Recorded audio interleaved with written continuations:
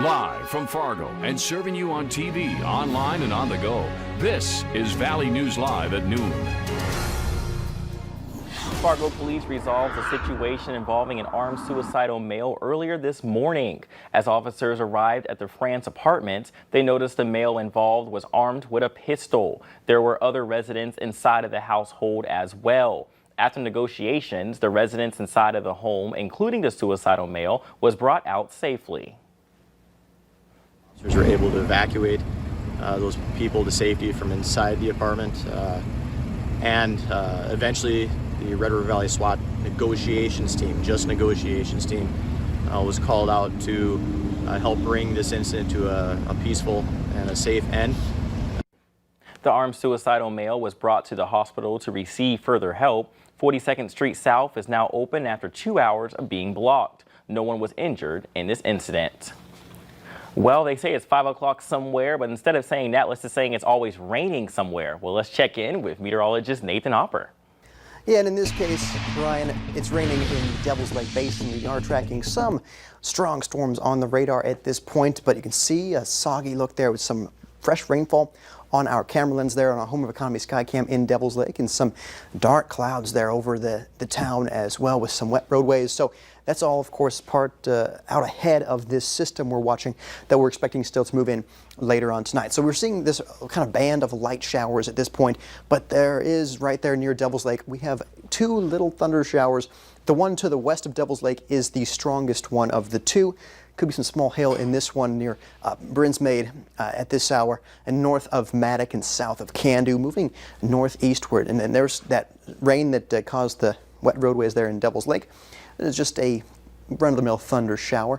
But as we go towards, say, the 5 o'clock hour, we'll be watching for the main event for this evening, which is a more organized line. And this is why our North Dakota neighborhoods are on the slight risk of severe weather, which is 2 out of 5 on the severe weather risk scale. Again, timing after 5 o'clock, but before about midnight is when we're expecting the best chance of that severe weather in our North Dakota neighborhood. So we'll talk about the timing, break down the timing of that, Brian, and also talk about some of the impacts expected from this line moving through, and we'll have that coming up in a couple minutes.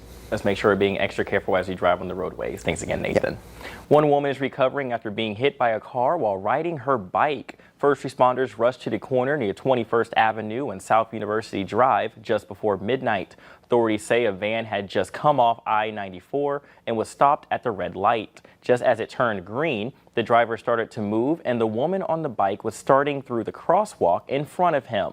Her injuries do not appear serious.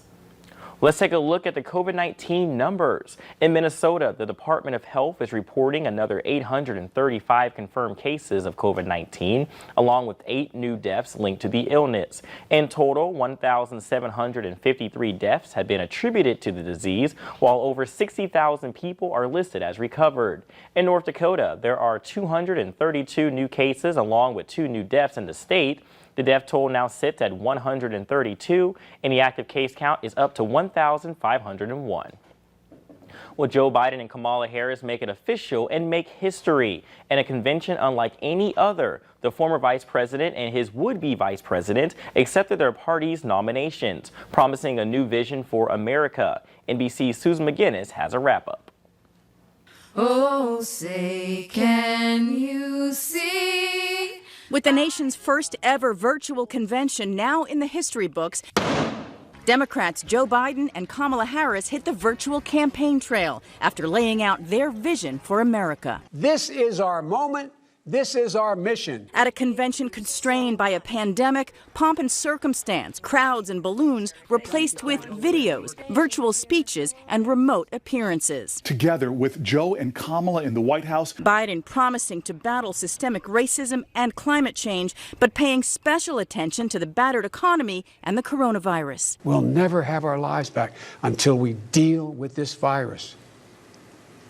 The tragedy of where we are today is it didn't have to be this bad. Biden also hitting an emotional tone, connecting with those who have suffered loss. I have some idea how it feels to lose someone you love. That was Joe Biden. That was not a speechwriter. That was no one putting words in his mouth.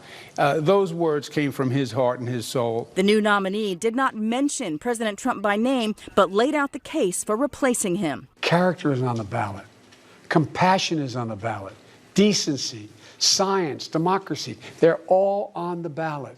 President Trump trying to steal the spotlight all week, attacking Biden on Thursday. He spent the last half century in Washington selling out our country. With the Democratic ticket set, the race is on, with just 74 days left as Republicans get ready to make their case for re-electing Donald Trump next week.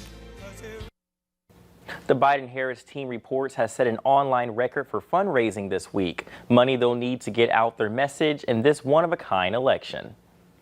New figures show Minnesota's unemployment rate fell to 7.7% in July from 8.6% a month earlier, but the Minnesota Department of Employment and Economic Development cautioned Thursday that job growth is slowing as the coronavirus pandemic persists. The agency says Minnesota added 32,500 payroll jobs in July on a seasonally adjusted basis, while the U.S. added 1.8 million jobs in July. The U.S. unemployment rate was 10.2% for July, down from 11.1% in June. The future of the U.S. Postal Service and its role in the year's upcoming presidential election is in the spotlight today on Capitol Hill. Postmaster General Louis DeJoy testified before the Senate Governmental Affairs Committee in a virtual hearing. DeJoy told committee members that changes need to be made at the Postal Service for it to survive in the years to come. But he did assure that they are capable and ready to deliver mail on time and securely ahead of the presidential election.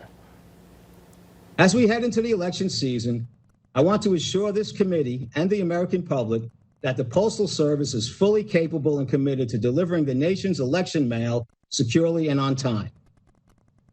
This sacred duty is my #1 priority between now and Election Day. DeJoy also said that their ability to fulfill that mandate in the coming years is at the fundamental risk. Well, North Dakota State University has announced that college applicants will not need to submit their ACT or SAT scores through spring 2022. While ACT and SAT testing availability may not affect current incoming students, NDSU officials say it would have been a barrier for people applying for future semesters. NDSU says it is recommended that applicants have a cumulative high school GPA of 2.75 or higher. Well, 2 important recalls alerts top our look at consumer news. Hasbro is recalling nearly 53,000 Nerf Super Soaker water guns. The Super Soaker XP20 and XP30 were both sold at Target stores nationwide. The water blaster contains levels of lead in the ink that exceed federal safety standards. Lead is toxic and poses health risk if ingested by children.